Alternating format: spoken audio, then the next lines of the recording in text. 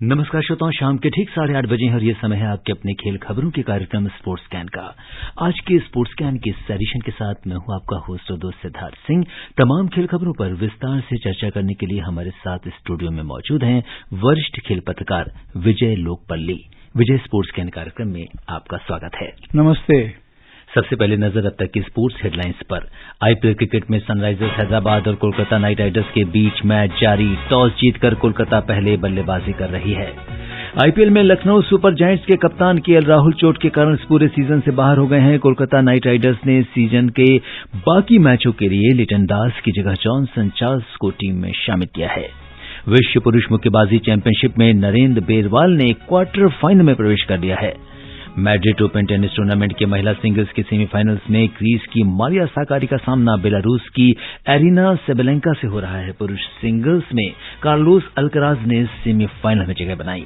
British tennis खिलाड़ी एमा रेडुकानु इस वर्ष फ्रेंच ओपन और विंबलडन चैंपियनशिप सहित सभी इवेंट्स में हिस्सा नहीं लेंगी और दुनिया के दिग्गज फुटबॉल खिलाड़ी रोनाल्डो दुनिया में सर्वाधिक कमाई करने वाले खिलाड़ी बन गए हैं।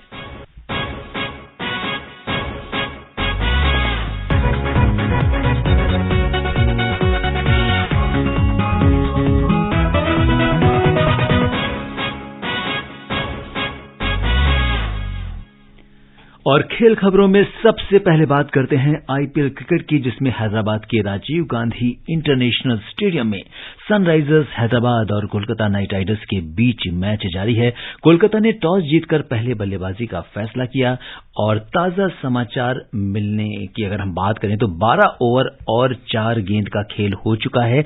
4 विकेट पर 110 रन कोलकाता बना चुकी है और जो करंट रन रेट है वो 8.68 का है।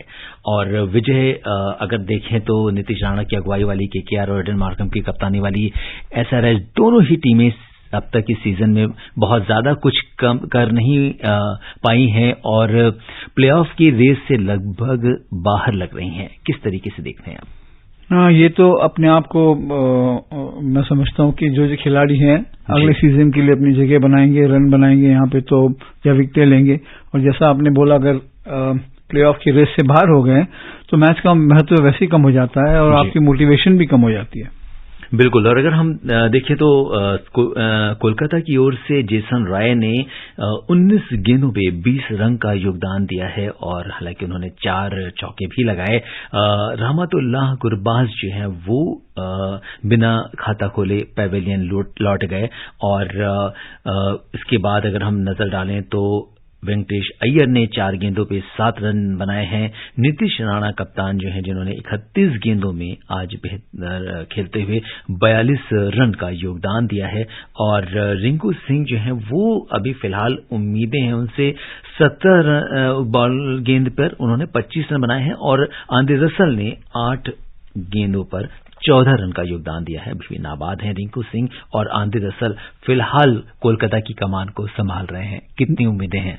जी हाँ, पर जैसे आपने बताया कि अगर आप 8 रन की औसत से रन बना रहे हैं प्रत्येक ओवर में तो आप कितना टारगेट रहेंगे? 160, 170।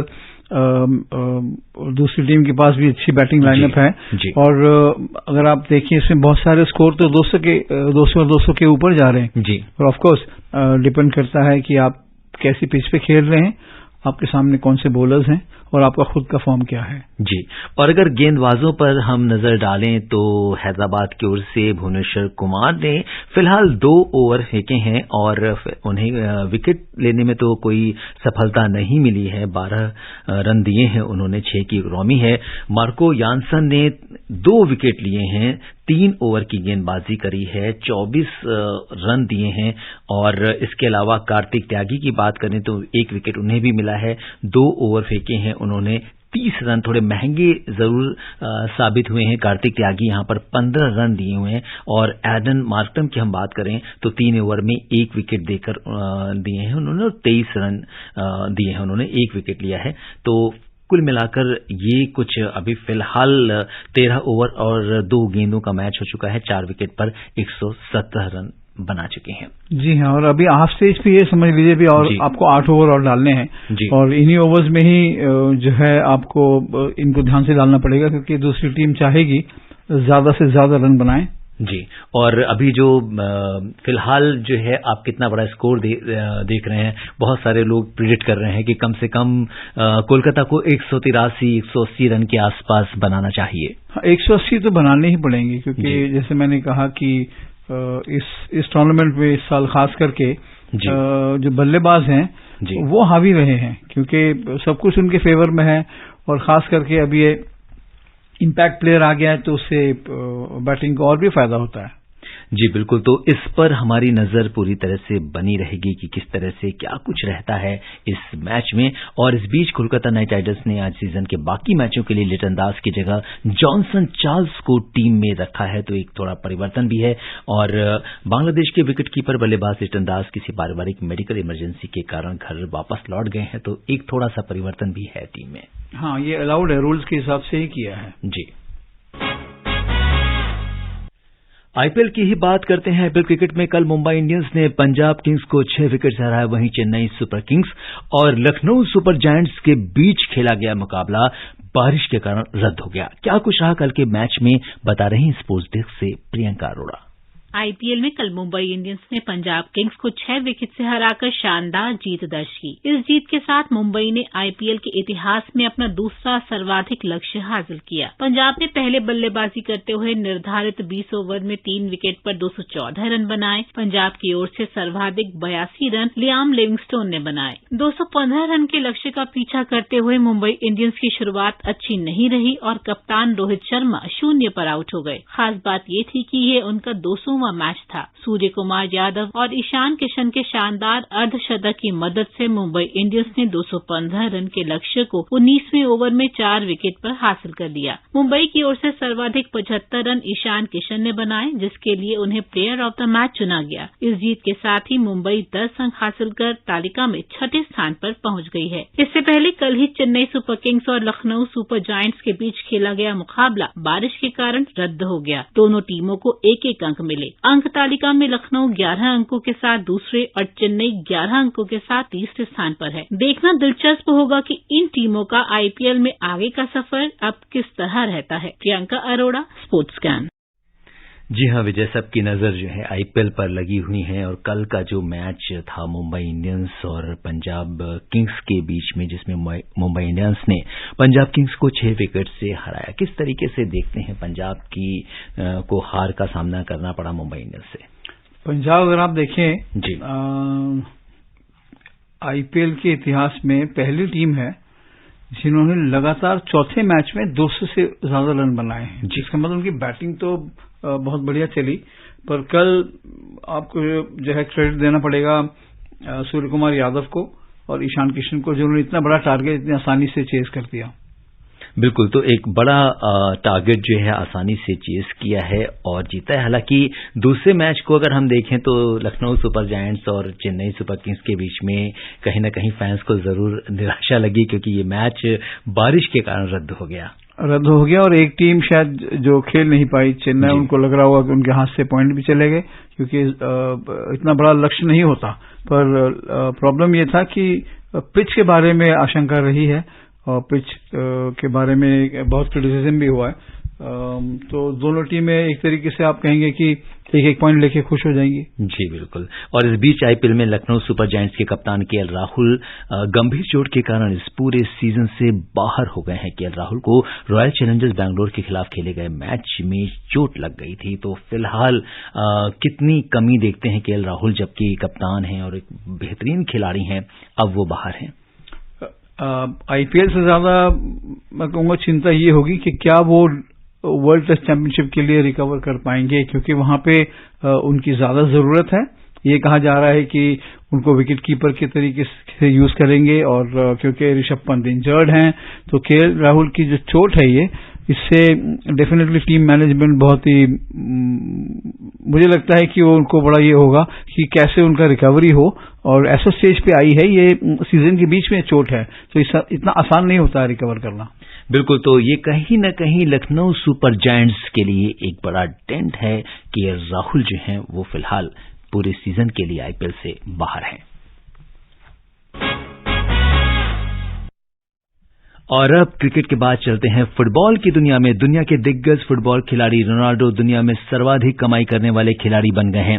फोर्ब्स की सबसे ज्यादा कमाई करने वाले शीर्ष 10 खिलाड़ियों की सूची में शीर्ष 3 पर फुटबॉल के खिलाड़ी हैं। वहीं सूची में बास्केटबॉल के 3, गोल्फ के 2 और टेनिस तथा मुक्केबाजी के एक खिलाड़ी शामिल हैं। आइए सुनते हैं इस रिपोर्ट में।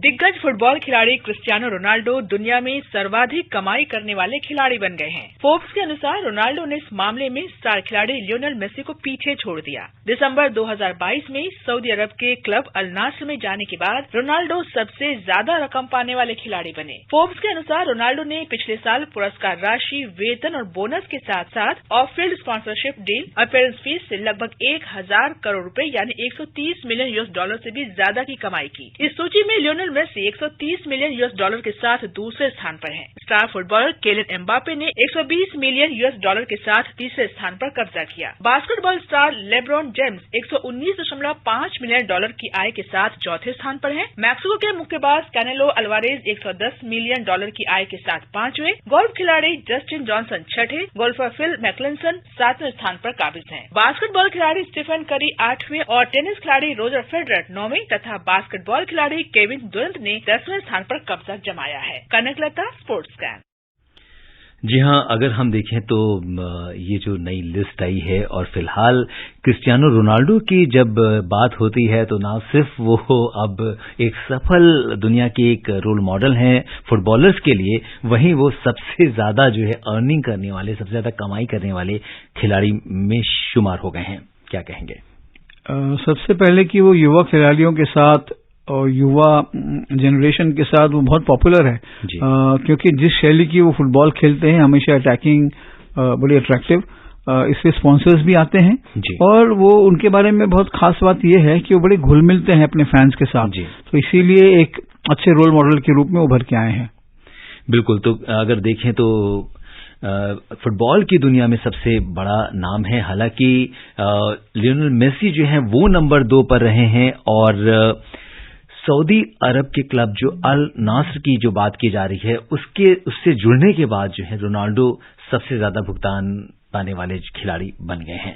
तो ये तो बात थी। और इसके अलावा अगर हम देखें तो फुटबॉल के अलावा कुछ और स्पोर्ट्स को भी इसमें हिस्सा मिला है, जैसे कि बास्केटबॉल के 3 खिलाड़ी शामिल हैं और गोल्फ के 2 हैं और टेनिस का 1 खिलाड़ी है और मुक्केबाजी के भी खिलाड़ी इसमें शामिल हैं। तो ये बताता है कि कहीं न कहीं फुटबॉल का जो दबदबा है बाकी खेलों में, अगर पैसे की बात की जाए तो अभी भी फुटबॉल काफी ऊपर है। हाँ, दुनिया का सबसे लोकप्रिय खेल है और मुझे इसमें खुशी यह है लिस्ट में कि रॉजर फेडरर है। जी बिल्कुल, रॉजर फेडरर भी इस लिस्ट में शामिल है। और अब बात करते हैं मुक्केबाजी की। ताशकंद में विश्व पुरुष मुक्केबाजी चैंपियनशिप में नरेंद्र बेरवाल ने शानदार जीत दर्ज कर क्वार्टर फाइनल में प्रवेश कर लिया है। वहीं गोविंद साहनी और दीपक कुमार ने भी प्री क्वार्टर में जगह बना ली है। नरेंद्र ने कड़े मुकाबले में ताजिकिस्तान के मोहम्मद अब्रोरी दिनेव को 4-1 से हराया। क्वार्टर फाइनल में नरेंद्र का सामना विश्व युवा चैंपियनशिप 2021 के कांस्य पदक विजेता क्यूबा के मुक्केबाज फर्नांडो आर्जोला से होगा। गोविंद ने तजाकिस्तान के मेहरोन शफीव को 5-0 से आसानी से हरा दिया। दीपक कुमार ने इक्वाडोर के लुइस डेलगाडो को पराजित किया। तो भारतीय खिलाड़ियों का जो है प्रदर्शन अगर हम देखें तो विजय अच्छा चल रहा है। हाँ, मुक्केबाजी में तो हमेशा अच्छा ही रहा है, खास करके महिलाओं ने तो आपको रास्ता दिखाया, पर बेरवाल के सामने अगला मैच बहुत चुनौतीपूर्ण होगा। और बात करते हैं मैड्रिड ओपन टेनिस टूर्नामेंट में गत चैंपियन और शीर्ष वरीयता प्राप्त स्पेन के कार्लोस अल्कराज सेमीफाइनल में पहुंच गए। इस खिलाड़ी को कल कारोन खाचनोव के खिलाफ संघर्ष करना पड़ा, लेकिन आखिर में वो रूस के इस खिलाड़ी को 6-4, 7-5 से हराने में सफल रहे। और श्रोताओं, अब समय इजाजत नहीं दे रहा है कि हम कुछ और खबरों पर चर्चा करें। विजय आप हमारे स्टूडियो में और तमाम खेल खबरों पर विस्तार से हमसे चर्चा की, आपका बहुत बहुत धन्यवाद और आभार। धन्यवाद। श्रोताओं, इसी के साथ सिद्धार्थ सिंह को दीजिए अनुमति। तब तक के लिए स्पोर्ट्स कैन की पूरी टीम को दीजिए अनुमति। नमस्कार।